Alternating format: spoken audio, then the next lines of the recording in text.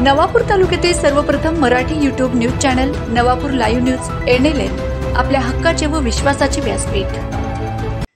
पेहलगाममध्ये अतिरेक्यांनी केलेल्या गोळीबारात अनेक निष्पाप पर्यटकांचा मृत्यू झाला। या भयानक घटनेत गुजरातमधील एका महिलेचा नवरा देखील शहीद झाला। ती स्त्री शोकाने भरलेल्या आवाजात सरकारला थेट प्रश्न विचारते, तुम्हाला इतकी सुरक्षा, इतक्या सुविधा, पण आम्हाला काहीच नाही। आम्ही सुट्टीला आलो होतो, इथे मृत्यू घ्यायला नाही।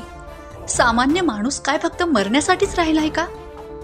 तिचं दुःख हे केवळ तिचं नाही तर संपूर्ण देशाच्या सामान्य नागरिकांचं आहे।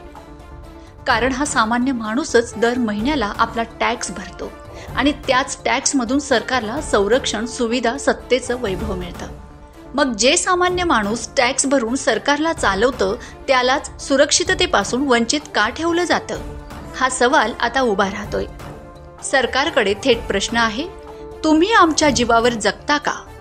सामान्य माणसाला जीव मुठीत धरून जगावं लागतं आणि त्याच्या सुरक्षा जबाबदारीचं उत्तरदायित्व कोणाचं? મને પાછો આપો મારે બીજું કઈ ન જોઈએ। આજ પછી કોઈ દિવસ કોઈ વોટ જ નહીં કરતા। જો આપણી ગવર્મેન્ટને પોતાની સુવિધા રાખવી છે, તમારા પાછળ કેટલા VIP હોય છે, કેટલી ગાડીઓ હોય છે, તમારો જીવ છે।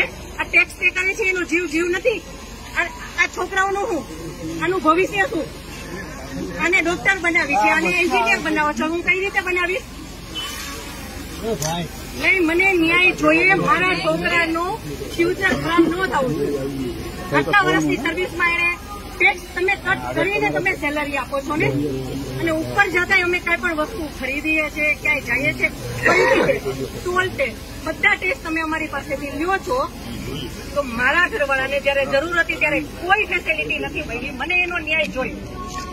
તમે લોકો અહીંયા જ રહ્યો, તમે કહો મને કે તમે શું કરશો એના માટે। આ એક નહીં, આના જેવા જેટલા ભાઈઓ બધા નિર્દોષ હતા, બધાને આવડા છોકરા હતા।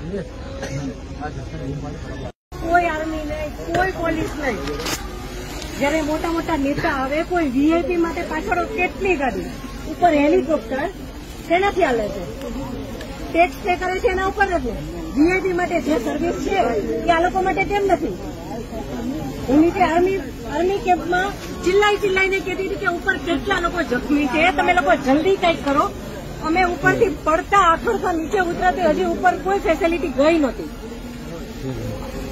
ઉપર આટલું બધું થઈ ગયું હતું, નીચે આર્મીને ખબર કેમ ન પડી કે ઉપર આ થઈ ગયું છે? આતંકવાદી અમારી સામે આવીને ગોળી મારી જાય છે। હિન્દુ મુસલમાનને અલગ કરીને હિન્દુના બધા ભાઈઓને ગોળી મારી છે। તો આપણી આર્મી કરે છે શું? લાખોની સંખ્યામાં આર્મી હતી ત્યાં, અને જે ટુરિસ્ટ પ્લેસ છે ત્યાં કોઈ આર્મીમેન નહીં, કોઈ પોલીસમેન નહીં, કે કોઈ ફર્સ્ટ એડ કિટ નહીં, કાંઈ જ સુવિધા નહીં। એમાંથી એક આર્મીમેન એવું કહે છે કે તમે લોકો ઉપર ફરવા શું કામ જાઓ છો? હવે તમે મને એ વાતનો જવાબ દો। જો આ રીતનું હતું તો તમે અમને જવાબ શું કામ દો છો? નહીં, હવે મારા ઘરનો સ્તંભ વયો ગયો છે। હવે તમે મને પાછો આપો, મારે બીજું કઈ ન જોઈએ।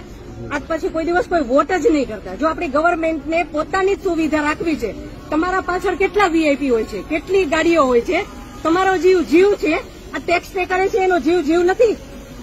આ છોકરાઓનું શું, આનું ભવિષ્ય શું? आपल्या हक्काचे व विश्वासाचे व्यासपीठ।